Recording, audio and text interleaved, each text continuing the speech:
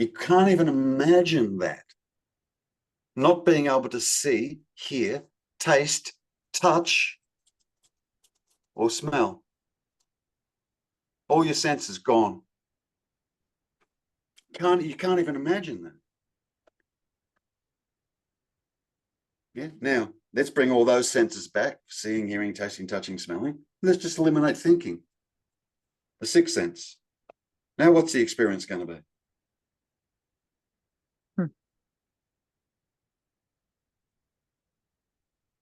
See, it's No, the just thinking. like, See, it's the thinking that creates an apparent someone that can see, hear, taste, touch, and smell. This, right. and in the absence of the thinking, there's no person anymore. So could you say in the absence of thinking, there's no experiencing? There'd Could still you be say that? seeing, hearing, tasting, touching, and smelling. Right, But right. there'd be no one seeing, hearing, tasting, touching, and smelling, and there'd be no Right, thing that was seen, heard, tasted, touched, or smelt right. It would just without be the sixth one. sense. That Yeah. reminds me of something you said on a previous video, actually, that that there's no duality in smelling, for example. It's just the mind, and that really helped me, actually, because then when I'm experiencing myself, as it were, what I think of as myself, I try and think of it more like a smell. And that really helps to disidentify, because it's such a different type of sensation, just a Yeah. movement, that, and it's so familiar that it's so much easier to feel like I am that, rather than I am the rose that I'm smelling, if that makes sense. Or Yeah.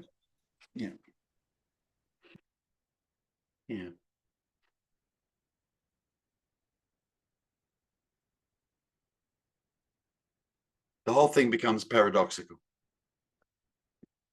The whole thing is a paradox. I'm nothing, and yet I'm everything. I'm nowhere, and yet I'm everywhere. I'm no one, and yet I'm everyone. It's a paradox. Now, don't go looking for the experience of being everyone and everywhere and blah, blah. That's, Jesus Christ, don't do that. That's the wrong way to go. It's the wrong end of the stick, as I would sometimes say, yeah? We need to come to see, what is duality? What does duality create? The power of duality. What is duality? Mind only, thoughts only, that create the seeming duality. Yeah? And the person is extraordinarily, the seeming person I'm talking about is extraordinarily dualistic, because it believes it has a beginning, it was born, and one day it's going to die. And then there's all the shit that happens between both those 2 points, which we call life, yeah, that are also going to happen. And that's all going to happen to me.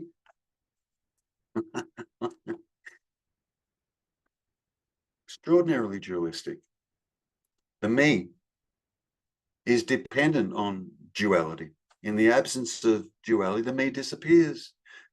So it's the me that's dualistic. And it's the me that's dualistic that's going looking for non-dual. Yeah, good luck with that. How are you going to do that? How? How is something that's dualistic going to discover non-dual? Because the only way non-dual is discovered is in the absence of duality. Yet it's a me that's dualistic that's going looking for non-dual. It doesn't work. That's why people get stuck on this path for years. You got to do the other way. Stop concerning yourself with what non-dual is and start concerning yourself with what duality is. Because the person, which we're saying is not there, is 100% dependent upon this concept of duality. And teachers all around the world are saying, there's no one there. There's no one there.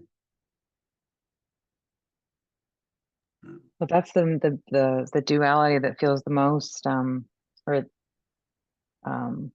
what's the word? I guess hidden or pervasive is like, Yeah. Oliver touched on it a bit too. It's like, oh yeah, I'm gonna get it in a second. Like that spiritual, that the me that's Yeah. like, oh, I'm getting this or whatever. Like I so connect to that. And Yep. it's so easily created, like in Very. a moment, Yeah. you Yeah. know? Yeah.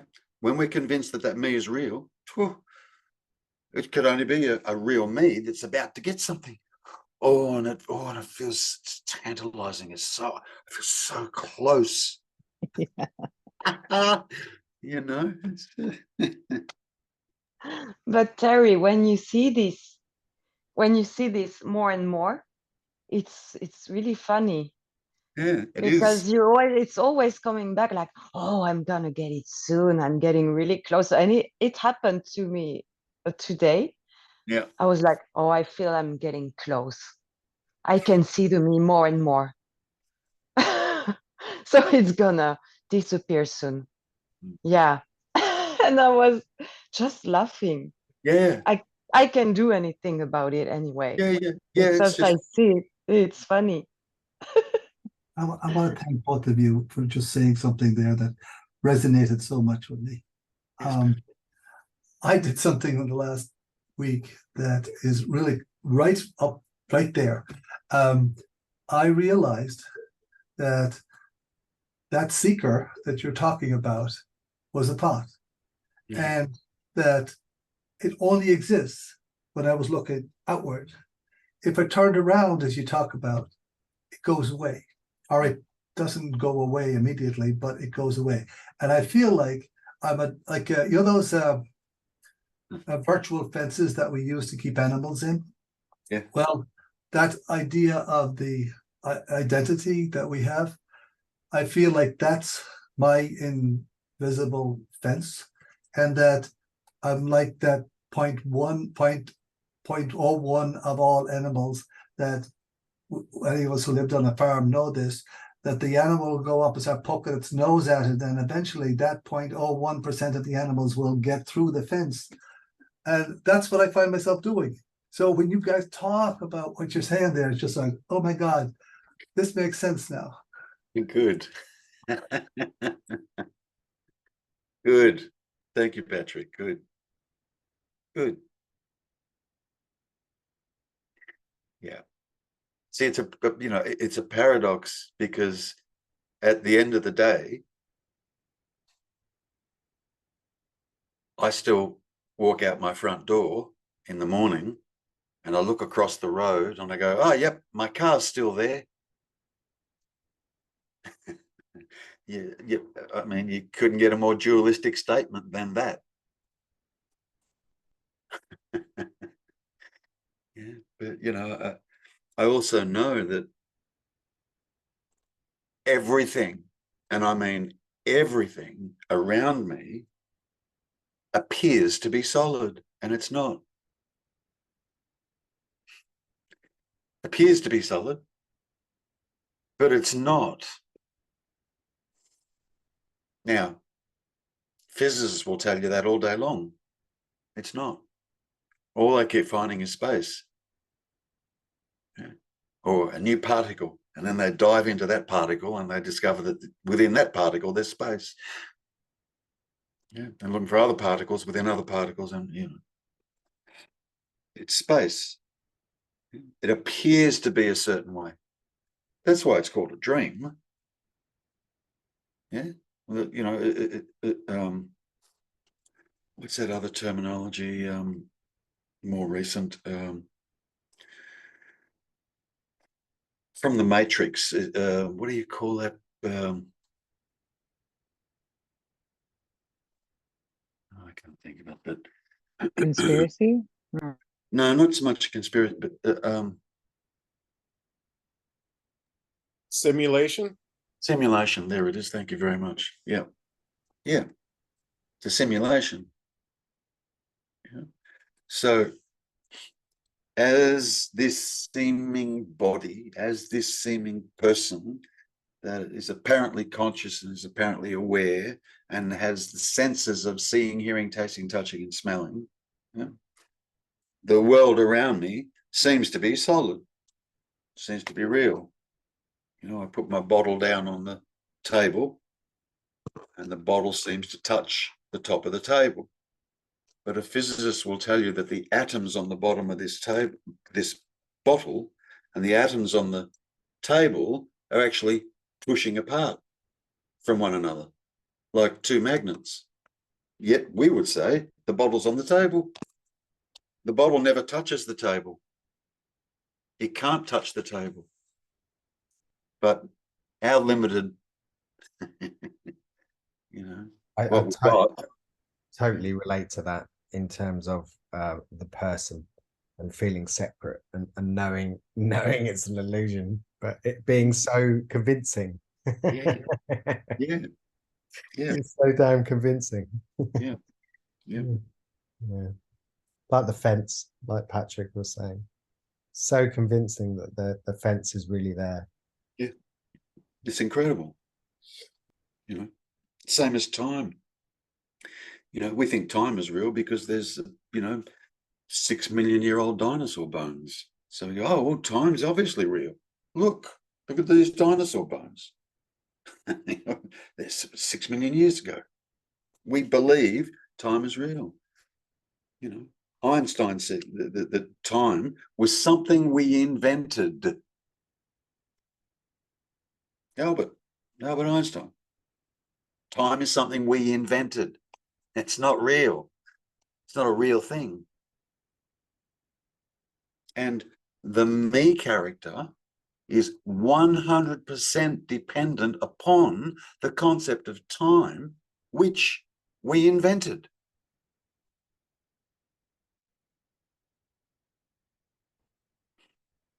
Time's a concept. It's not a real thing. It's a concept.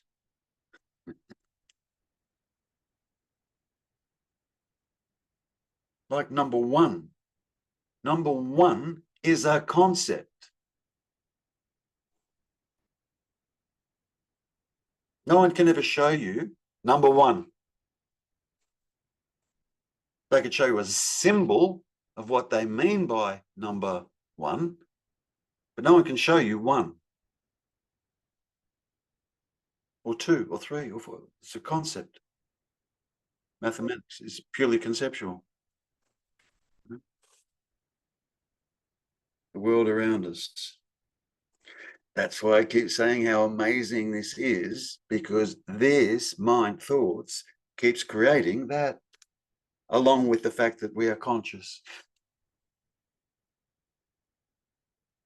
I could also say along with the fact that we are alive, along with the fact that we are being, along with the fact that we are present. All labels. Along with the fact that I am. I could say that.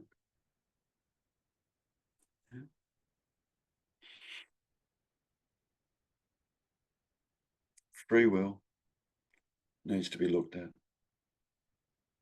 Time needs to be looked at. What is duality needs to be looked at. Forget about what is non-duality. That's crazy shit. Don't even bother. You'll be trying to use a dualistic instrument to understand what duality is, non-duality is. You can't do that. It's the wrong instrument. The totally wrong instrument. But you can absolutely use a dualistic instrument to disassemble a dualistic character or anything that's dualistic. You can use a dualistic instrument to disassemble it. No problem. Easy. Real easy. We're all too busy chasing around after enlightenment or non-duality or Satchitananda, being consciousness bliss. We all want to experience bliss and all our problems are going to go away. And this is not about that. It's not about that. And it can be, we can have a lot of fun watching this. I'm doing that when I'm working and with people, and I can see all these people like with their dual mind being dual so Yeah, much, and I am too, you know, and yeah, I can see them like, and they are talking and doing things and saying things, and I'm and I'm like, it's so funny how they believe they are. Maybe they don't. I mean, I don't know that, but it seems that they believe they are me's, yeah, and and I don't know. And you see that it all comes from the same source. yeah. Your being and their being acting is all managed from the same place in a way. Yes, And that's and that's how you can see in a way there's only one, but that it doesn't matter, because the mind is like, oh yeah, that's why they say that's all one, that's because we all blah blah blah, but actually it's just you feel that you can see like this life, and it's really funny, and you can have fun doing that, that yeah, can absolutely. that so that's why I mean, that's how I, because yeah, like you say, trying to understand non-duality doesn't work, but trying to see this duality works and is funny. Yeah. So that's what I wanted to And say. yeah, and the other thing too, that just add to that, is, we start to recognize that there's a whole lot of me's out there, all believing that they're real, that they're a real individual person, and they don't realize at all that they have no free will and that they are not the thinker. That might be the first step, in our own understanding of what's going on out there. But a bigger step in terms of what's going on out there is that all these apparent me's that believe they have free will and that they're the thinker, all of that is rubbish. The reality is, all there is one mind, one, that's responsible for every single solitary thought that is arising in all human beings around the planet right now. One mind. It's easy for us to come to see we're not the thinker. We can see that. Thoughts just keep bloody happening. But there's some kind of intelligence behind the thought. They're not random. It can be pretty wacko in there sometimes. Yeah, we can all acknowledge that, right? But the reality is there's patterning. There's an intelligent, thoughts are relatively intelligent. Yeah. And yet we go, oh yes, I see. I'm not the thinker. Thoughts just happen. And we sort of draw a line in the sand there and go, oh, that's it. Thoughts just happen. No. It's more than that. If there is only one non-dual, one source, it's responsible for all,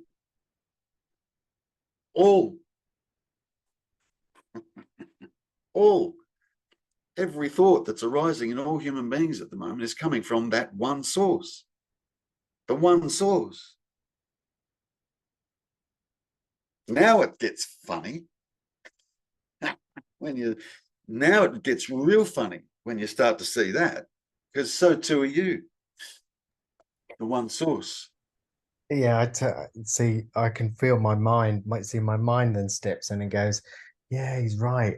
That's not you, is it? That's not you that he's talking about. There's this one mind and that's not you. And then another part of me is like, yeah, but I'm watching that thought. And so that is me.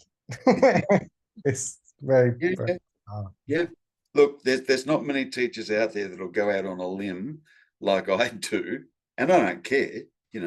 I'm quite happy to say I'm not speaking to Julie, for argument's sake. I'm speaking to you. I'm not speaking to Julie, I'm speaking to you. Or if I was speaking to you, Oliver, I'm not speaking to Oliver, I'm speaking to you. Why would I waste my time speaking to something that can't hear, that's not intelligent, that can't know? Why would I waste my time speaking to an imagined character? Why would I speak to that? What would be the point? So the truth is, this you was speaking to that you. And they're the same you. It's the same you.